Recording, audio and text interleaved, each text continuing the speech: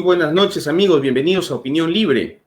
Hoy día tenemos de invitado a la abogada Leslie Lazo Villón. Ella es congresista de la República y presidenta de la Comisión de Justicia del Congreso. Vamos a tratar con ella el tema justicia y leyes. Está por línea telefónica. Congresista, bienvenida. Muy buenas noches. ¿Cómo está, Julio? Muy buenas noches y gracias por la invitación. De nada. Congresista, justicia es una virtud en la que se inclina a dar a cada uno lo suyo. Pero ley son las normas dictadas por ustedes, los legisladores, donde nos pueden prohibir o mandar algo de acuerdo a la consonancia con la sociedad, ¿correcto?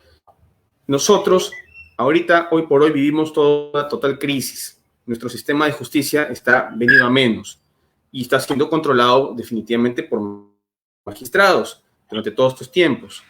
Dígame usted, ¿qué está haciendo su comisión para poder reformar este sistema de justicia? Bueno, sin duda, tu introducción es muy buena, ¿no? Lamentablemente, tú, yo, abogados, ciudadanos de pie, más conocemos al Poder Judicial, a la policía, a la fiscalía, como personaje. Bueno, sin duda, tu introducción es muy buena. Justicia, y es por eso que de ahí nace la famosa ley de justicia que retarda no es justicia, ¿no?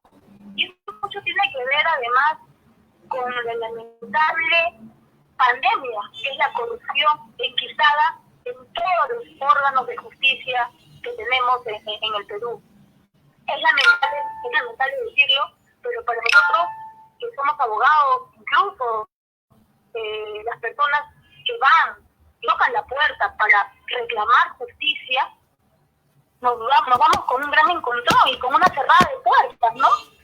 Porque nunca nos escuchan lo que clamamos, porque muchas mujeres que piden alimentos siguen 3, 4 y 5 años seguramente pidiendo alimentos a fin de que sean escuchados y se realice lo que dicen que debe ser justo, ¿no?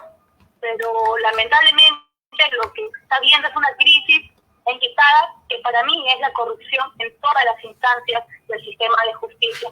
Ante ello, la Comisión de Justicia que presido, junto con todos los miembros, estamos alineados justamente en ello, en poder combatir primero, estamos en la lucha contra la corrupción, la lucha para reformar de una u otra manera el sistema de justicia, con mecanismos céleres, con mecanismos que tienen que ver incluso con la digitalización de los procesos, porque también ese es otro gran problema, que hace muchísimo tiempo el Estado peruano no invierte en justicia, que hace muchísimo tiempo el Estado peruano no voltea a ver qué es lo que pasa realmente con nuestros procesos judiciales, ¿no? En ese sentido, esa es la línea que ahorita va la Comisión de Justicia, de lucha contra la corrupción, de lucha por reformar el sistema de justicia y de lucha porque realmente exista justicia en nuestro sistema peruano. Sabemos que es un corto tiempo el que tenemos, ya nos queda poco menos de un año, pero de verdad estamos dando nuestros máximos esfuerzos para poder dejar algo que es lo que nuestros ciudadanos, a quienes representamos, nos reclaman, ¿no? Correcto, congresista. Yo aquí voy a hacer una pregunta directa. El sistema de justicia está determinado por, obviamente, todos son magistrados, es un poder que está manejado por abogados que manejan leyes. La democracia directa comprende dos etapas, las votaciones libres, bueno, en nuestro caso son obligatorias, pero hay otra etapa que es de democracia directa, el tema de jurados, que lo usan en otros países, en otras latitudes, con muy buenos resultados. Bueno, los mejores exponentes, pues, es Estados Unidos al respecto del uso de jurados, y es parte de esta democracia directa donde definitivamente al pueblo se le está dando la oportunidad de escoger sus representantes, tanto en el Ejecutivo como en el Legislativo, pero también participa directamente en la aplicación de la justicia, tanto para la acusación como para el juzgamiento, obviamente con un protocolo y una serie de pasos donde estos jurados determinan si la persona es culpable o no. Y obviamente, aquí con un sistema así, quitaríamos mucha corrupción dentro del sistema judicial, porque ya la decisión no estaría en manos de un letrado, ¿correcto? Con todo lo que estamos viendo a nivel nacional con los letrados en el Poder Judicial. ¿Qué está haciendo el Congreso? ¿Hay algún proyecto de ley para este tipo de democracias directas, para esta reforma de justicia? ¿Existe? Te soy sincera, no existe ningún proyecto de ley que vaya en la línea de lo que tú acabas de mencionar, ¿no? En ningún proyecto de ley que hayamos revisado desde la Comisión de Justicia y Derechos Humanos. Más sí hay proyectos de ley que van por modificar el mecanismo de elección del presidente del Poder Judicial, pues actualmente solo lo eligen los jueces supremos titulares. Lo que se busca es que lo elijan todos los jueces titulares de los 3 niveles. Después existen proyectos de ley que modifican la conformación de los integrantes de la Sala Plena de la Corte Suprema de Justicia de la República. Hoy hay 20 jueces supremos y se busca aumentar el número de jueces supremos porque hoy en la práctica hay más jueces supremos provisionales que jueces titulares. Y además hay otros proyectos de ley que buscan ampliar el periodo de duración de la presidencia del mencionado poder del Estado, ¿no? Actualmente es de 2 años sin reelección. Lo que buscamos es que dure de 3 a 4 años sin reelección también. En esa línea va la línea de trabajo de la reforma institucional del sistema de justicia, priorizando siempre la búsqueda y la simplificación burocrática, como te dije, y la modernización tecnológica también de los procesos judiciales, así como de la revisión de la estructura orgánica y funcional de todas las instituciones de justicia. Pero sí, pues, lo que tú acabas de mencionar no va en la línea, no he visto ningún proyecto de ley, y como tú comprenderás, la comisión dictamina y posteriormente se realizan leyes de acuerdo a las iniciativas legislativas que tengan los congresistas, ¿no? Correcto, congresista, pero por lo que usted me dice, estamos, digamos, dentro de lo que ya está con las personas que ya están y que todos conocemos, que están envueltas en mucha, vamos a ponerle mucha duda, ¿no? En muchas dudas, porque realmente el sistema judicial está mal visto y no porque se nos ocurra o se le ocurra al ciudadano de a pie, sino porque justamente ahí tenemos los ejemplos, el doctor Chávarri, y en fin, no voy a mencionar más nombres porque obviamente me voy a tirar un buen tiempo diciendo nombres, pero realmente sería propicio que ustedes como congresistas consideren la participación de los ciudadanos probos, ¿no? Para este sistema de democracia directa, porque ahí estaríamos quitándole mucho poder a quien ahora tiene el poder y que realmente hemos visto, y es público conocimiento, cómo se hacían estos ascensos, estas colocaciones, y realmente, lamentablemente, para la profesión del derecho, todos son abogados.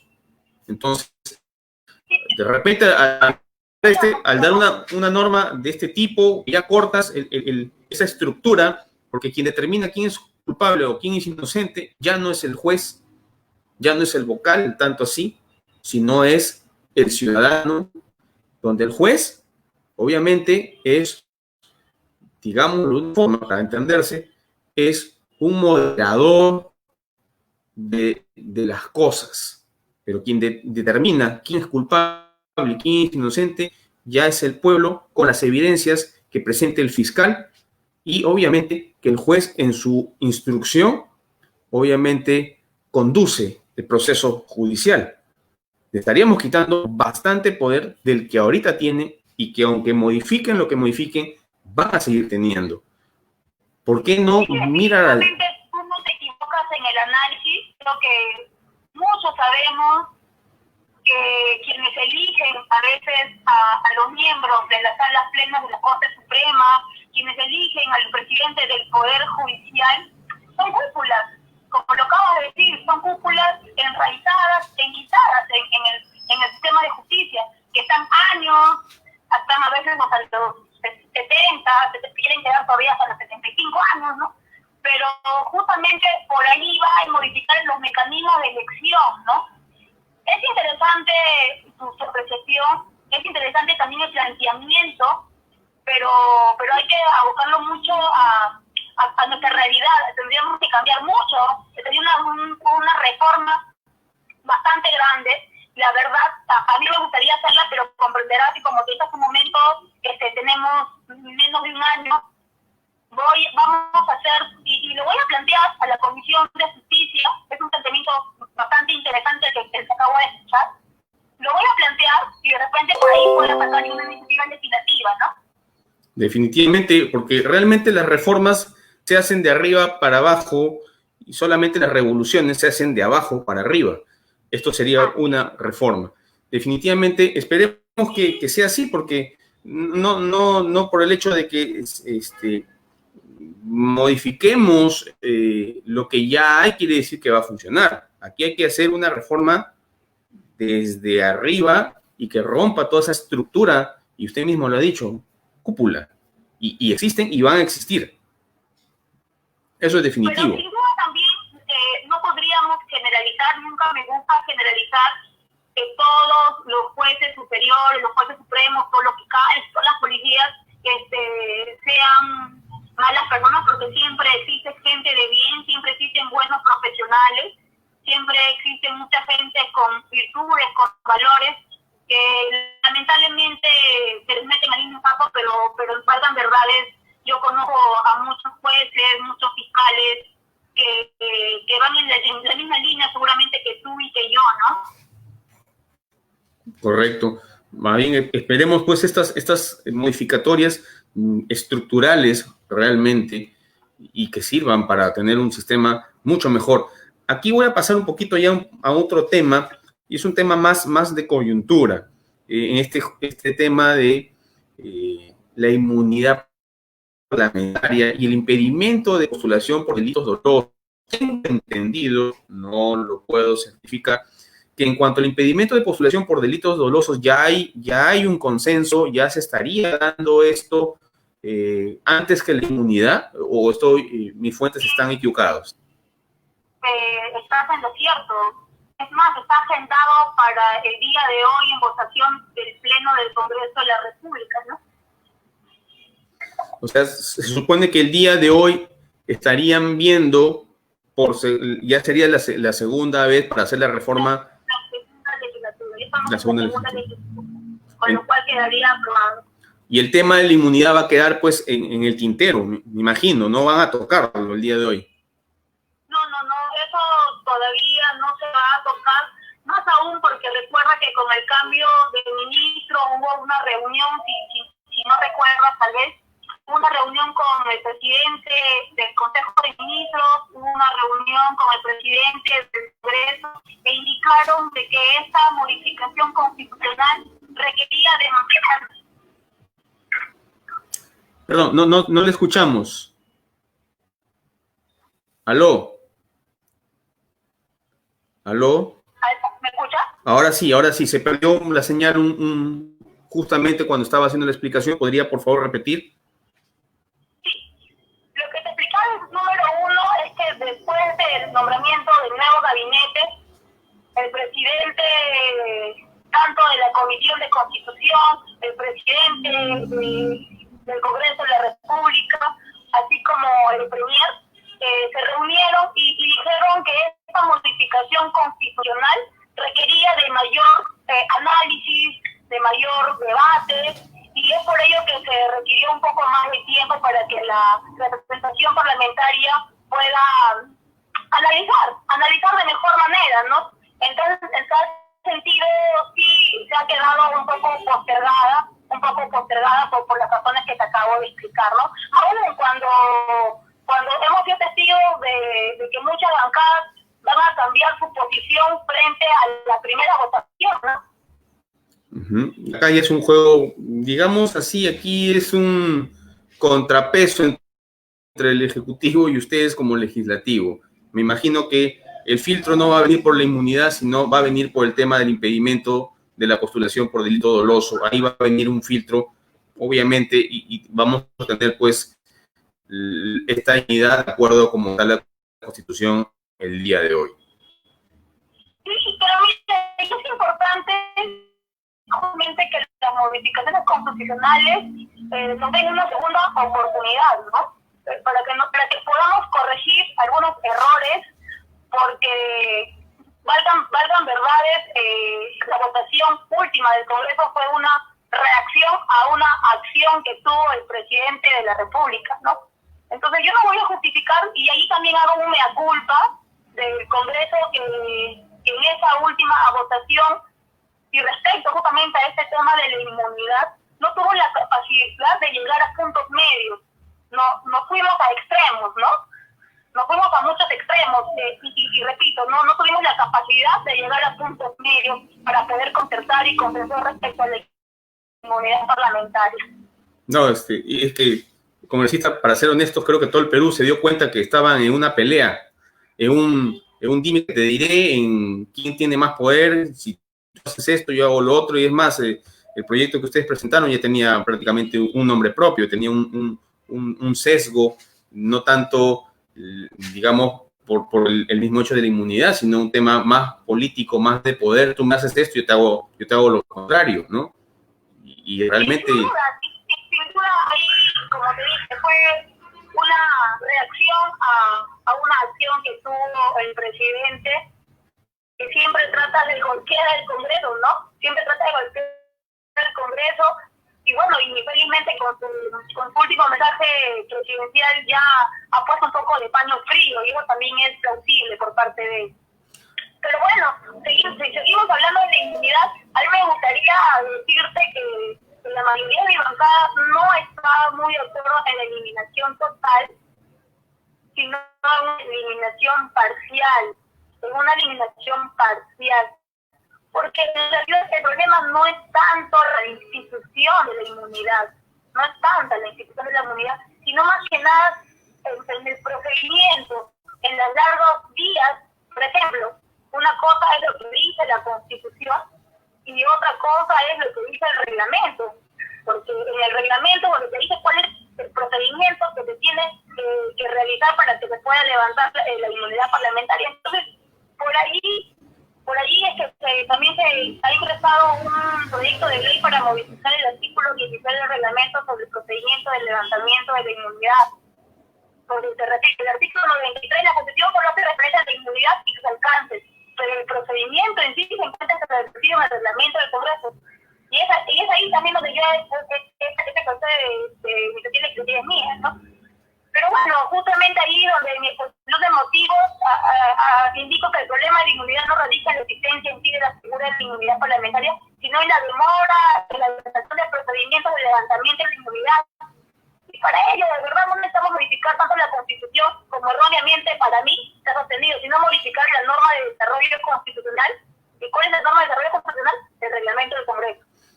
Recuerda que el emblemático caso del ex congresista Donaire demuestra que la dilatación del procedimiento de levantamiento de la inmunidad parlamentaria permitió que ese señor, que ese congreso jugara. O sea, más que nada fue el reglamento, porque los plazos eran de 30 días para ver si podía el Congreso, ¿no? Generando por ello retraso total de la población que advertía que el Congreso otorgaba blindaje a estos tipos de personas.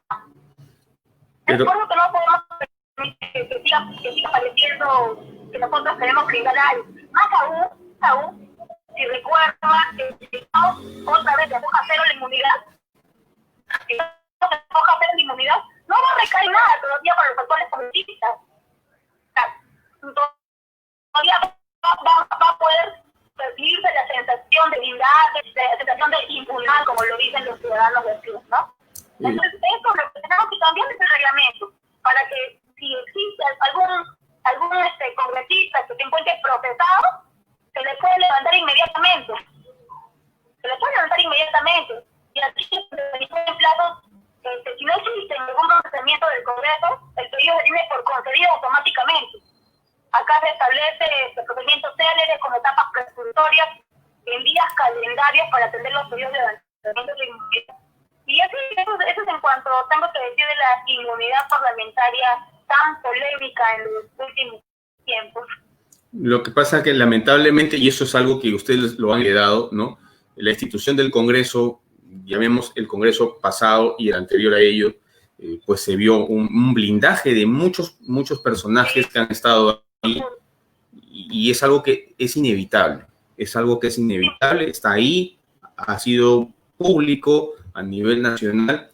Bueno, la gente se tiene que cansar, ¿no? La población se tiene que cansar, y muchos de ustedes, congresistas, hablo en general, en sus peroratas a la hora de postular, prometieron, obviamente, el tema de la inmunidad parlamentaria, y bien claro dijeron, ¿no? Y está inclusive filmado en algunos casos muy particulares, no voy a nombrar, congresistas que dijeron en sus campañas: sí a la inmunidad parlamentaria, hay que tirarnos de abajo, no, tiene que darse la inmunidad, esa inmunidad no puede ser, tiene que haber una reforma ahí. Y a la hora que ya estuvieron en el cargo, ya no. ¿Qué pasó? Entonces... Sí, sí, sin duda, realmente no es mi caso, no es mi caso, porque desde un principio yo sí sostuve que se tenía que hacer una reforma a la inmunidad parlamentaria, pero no la eliminación, porque tú comprenderás que nosotros de una u otra manera estamos detrás del Ejecutivo para poder fiscalizar, para ver sus compras sobrevaloradas, para poder opinar, para poder votar, y sin esta institución que nos cura de una u otra manera, pues estamos muy expuestos. Y con esta eliminación de la impunidad parlamentaria, analicemos a quién se va a favorecer: al Poder Ejecutivo, porque no vamos a poder hacer de una buena manera nuestra labor de fiscalización. Eso favorece sin duda al Ejecutivo. Justamente. Entonces, lo que a mí me apena es que nosotros los congresistas digamos: no, todos somos iguales. Sí, pues, la población lo quiere. Sí, claro, la población lo quiere. Pero, valgan verdades, cuando uno está en el Congreso, necesita inmunidad. Necesita inmunidad para una buena fiscalización. Yo sé que si no hubiese tenido inmunidad Víctor Andrés García Belaúnde, Vitocho, no hubiese podido combatir contra la corrupción, como efectivamente lo hizo. El peaje de Curry, que gracias a él está ahorita en la cárcel.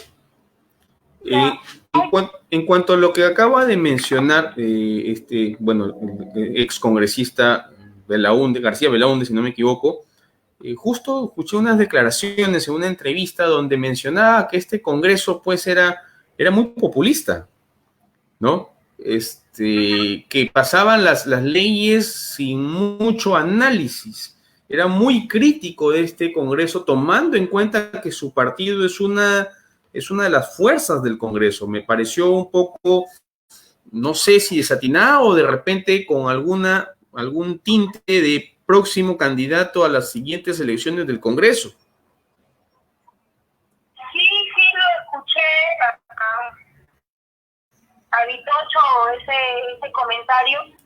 La verdad, yo entiendo que el próximo año son las elecciones generales, el 2021, y que muchos congresistas tienen aspiraciones por ser alcaldes, gobernadores regionales. Reelegirse no lo creo, pero muchos tienen aspiraciones y utilizan también a los partidos para hacer pues dichas campañas, ¿no?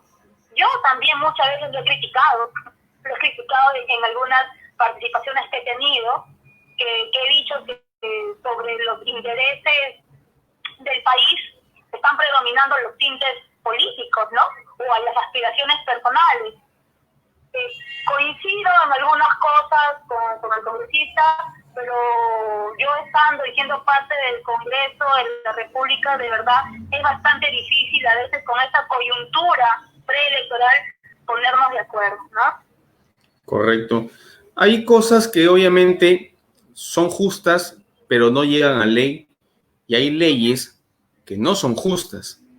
Y aquí voy a tomar un tema muy, muy picante de repente, que a veces en las campañas electorales, ¿no? Se da por obviamente querer votos, pero nunca se lleva a la realidad, porque esto depende mucho del Congreso. Y es la pena capital para los violadores de menores. ¿ok? Pero para ello se necesita obviamente salir, ¿no?, del acuerdo de San José. No les va a dar el tiempo a ustedes, salvo que den la primera, digamos, tiren la primera piedra, ¿no? Lo dejen listo para que el siguiente Congreso lo pueda legislar y lo pueda sacar y retirarnos del acuerdo de San José, que no significa retirarnos de la Corte Interamericana de Derechos Humanos. Son dos cosas distintas. Pero nos permitiría hacer uso de lo que en la Constitución está, que sí tenemos pena capital.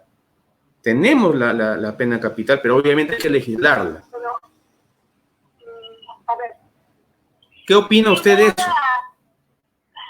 bueno, solo lo acabas de decir, que primero no tendríamos que salir del acuerdo de San José, ¿no? Pero el tema de la pena capital, la pena de muerte también llamada, es bastante controvertida, ¿no? Yo siempre veo que existen proyectos de ley respecto a la pena de muerte con temas coyunturales, cuando, por ejemplo, si ayer violaron a un niño menor de edad, mañana o pasado va a haber un legislador que proponga la pena de muerte para estos violadores. Entonces, siempre me doy cuenta que estos acontecimientos de la pena de muerte son coyunturales, pero a mí, tú me preguntas ahorita como abogada, como presidenta de la comisión, efectivamente es un tema que no me atrevería a decirte que lo vamos a proponer, en este momento, entiendo que dura más o menos salirse del Pacto de San José entre 3 a 4 años, porque es un procedimiento, como tú lo acabas de mencionar, pero sí, pues, a estos violadores de menor edad, y te lo digo como madre, seguramente, y tú me dirás, y yo lo haría con mis propias manos, ¿no? Porque ya no me querían vivir, porque son personas que no van a resocializarse, porque son personas enfermas, porque les costaría el Estado, porque ya son las parias, ¿no? Entonces, de verdad es un tema bastante polémico, con mucho que pensar, con mucho que analizar, ver los pros y los contras de salir de este pacto de San José, ¿no? Pero justamente usted acaba de decir, ¿no? El procedimiento internacional demora, pero la decisión sale del país y la decisión sale del Congreso. Y esa decisión toma 2 legislaturas. ¿Qué quiere decir? Que un año, si el Congreso se decide, y si ustedes lo empiezan, y el otro Congreso que entre, lo podría, obviamente, sacar, y es una voluntad soberana de nuestro país, y lo demás ya es un mero procedimiento internacional. Pero aquí hay un detalle. Muchos congresistas o muchos postulantes al Congreso o candidatos presidenciales han usado esta figura para engañar a la población. Populista. ¿Cuánto más vamos a seguir siendo engañados por estos personajes que se aprovechan de una situación obviamente trágica y para que no ocurra nada, porque sabemos perfectamente que no podemos aplicar, esos proyectos de ley no se pueden aplicar porque por encima de nuestra Constitución están los acuerdos internacionales, definitivamente. Entonces, ¿cómo hacer para que de una vez la población, ustedes que están en el Congreso, informen obviamente a la población sobre estos temas de tal manera que no se aprovechen estos malos políticos? ¿Podrían hacer eso? Sí, e incluso el presidente de la República, recuerdo que hace un tiempo atrás hizo una declaración al respecto, ¿no? Dijo, sí, pena de muerte, pero no dijo que no era tan fácil, ¿no? Y lamentablemente a veces, lo acabas de decir muy bien, se usan temas populistas solamente para aumentar, valga la redundancia, la popularidad, para aumentar, para que se escuchen los aplausos, ¿no? Cuando a veces esto no es muy analizado. Pero también lo acabas de decir tú, este tema tiene que ver mucho con el Congreso de la República, ¿no? Porque toda ley sale de las iniciativas legislativas que nosotros los parlamentarios tengamos.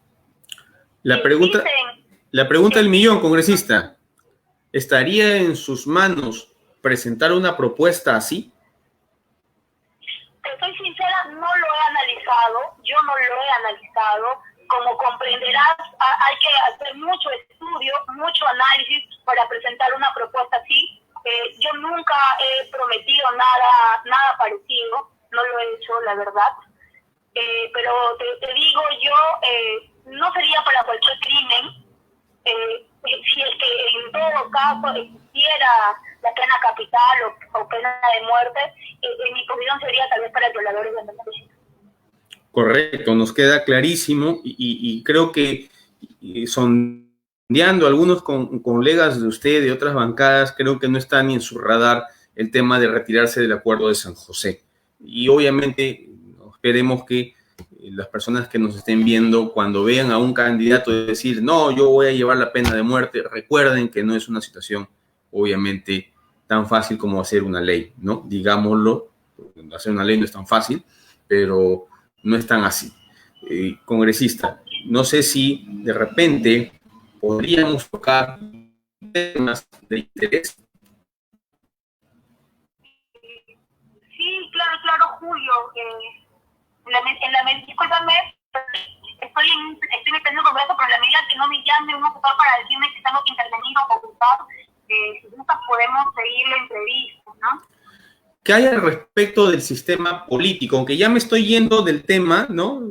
De justicia y leyes, correcto, sí. Pero ya me queda claro que el tema de jurados puede ser un tema que puede tratarlo, y me queda claro que la reforma judicial es más complicada porque definitivamente hay muchos intereses de por medio, definitivamente que es así. Pero el sistema político, ¿no? Que está obviamente en manos también de la reforma, está en manos de ustedes, ¿no? Aprovechando que estamos aquí, ¿cómo está yendo eso?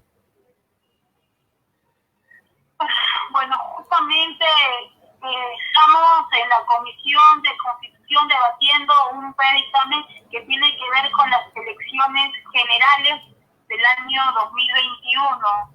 Entre ellos está la forma de elegir a los candidatos, ya sea por democracia interna o ya sea a través de delegados, ¿no? En ese sentido, nuestra posición de mi partido, Acción Popular, siendo nosotros precursores de la democracia, porque nosotros no solamente lo decimos por el discurso, porque somos demócratas, sino también lo practicamos desde el interior, porque los 5 congresistas que hemos sido elegidos desde nuestras bases, mediante un militante, un voto. Y nosotros estamos peleando con que la reforma sea así, porque hay que fortalecer los partidos políticos, porque hay que fortalecer la democracia. Y esa es la línea. Nosotros vamos a defender que la democracia interna sea bajo la modalidad de un militante, un voto, y no dejárselo a la cúpula de los partidos para que elijan a sus representantes. Y peor aún, aquellos que tienen un poco de dinero, que tienen un poco de capital y que crean partidos políticos para que el número 5 al Congreso cueste tanto y para que el número 1 cueste muchísimo más, estamos en contra de todo ello. Porque eso hace la cúpula. Porque eso es lo que hace cuando no existe democracia. ¿Cómo vamos a estar hablando de fortalecimiento de los partidos políticos si no se practica la democracia desde los partidos políticos internamente? Pero hay un tema, congresista, hay un tema ahí y quiero tratar, porque hasta esta última elección hay el tema de los invitados y bueno, no voy a nombrar... Hay una cuota de invitados, no. Sin duda, hay el 20% de invitados que lo dice la ley. Claro. Sin duda, eso también es debatible, pero nosotros también estamos indicando que ese 20% aún persiste en la ley. Eso no queremos tocar.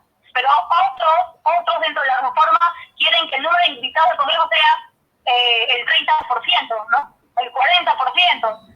Y desde nuestro punto de vista es mucho, ¿no? Lo que pasa es que el invitado, la figura del invitado puede inclusive, obviamente, si es un invitado con una billetera muy grande, podría opacar a los militantes del partido al cual él está asistiendo. Y he visto casos a nivel básicamente regional aquí en Lambayeque, en partidos muy conocidos, no voy a nombrarlos, que esto ha sido así, ¿no? Al final los invitados, obviamente con las carteras llenas, han sido los que han salido protagonistas y han ganado las elecciones internas, y los que eran, digamos, del partido de siempre, todo el tiempo militantes, no han sido así, ¿no? han quedado rezagados, obviamente, porque van a verdades, hay un tema de compra de votos. Entonces, ¿cómo modificar esa estructura? ¿Cómo funciona la estructura de delegados que está proponiendo?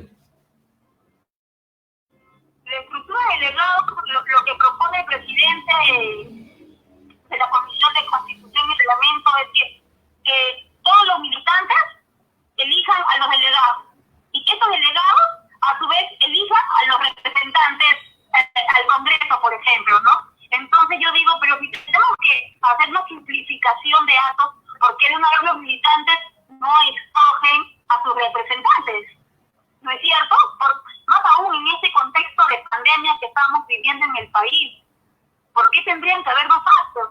Porque al final, como lo acabas de decir, pues son algunas cúpulas, son algunas personas que manejan los partidos, ¿no? Y que ponen, pues, si yo te pongo tanto, me das el 2, si pongo tanto, me das el número 1, ¿no? Eso es algo que no pasa, por lo menos en mi partido, porque para nosotros, los 25 congresistas, hemos sido militantes de mi partido. No hubo cuota de invitados en Acción Popular. Tal vez pues será porque el tiempo estuvo muy corto, ¿no? Porque van en verdad fue una campaña corta. Fue un acuerdo del partido no tener cuota de invitados. La ley lo establece, pero también es potestad del partido hacerlo o no hacerlo, ¿no? En el caso de Acción Popular decidimos fortalecer el partido y no tener cuota de invitados. Bueno, al menos en esta campaña, porque la campaña anterior sí han tenido invitados. Sí, seguramente, pero te digo, en esta campaña, pero sin duda, los invitados no hacen daño, Julio, los invitados no hacen daño. Los invitados muchas veces refuerzan, siempre y cuando estén en la línea de su partido, ¿no? Siempre y cuando vayan en la línea de su partido. Pero no nos querías invitar solamente por sumar o por ganar a alguien que no vaya en la línea del partido, ¿no? En la doctrina, en la física y sobre todo en el trabajo que estamos haciendo, ¿no? Porque nosotros tenemos de una u otra manera un plan ya de trabajo, ¿no? Entonces, justamente en esa línea va para poder elegir aquellos candidatos para las presidenciales, porque ese tiempo que se pide solamente es para los congresistas. Sin embargo, nosotros estamos pidiendo justamente en la reforma que para que seas candidato presidencial obligatoriamente tienes que ser militante, no puedes ser invitado.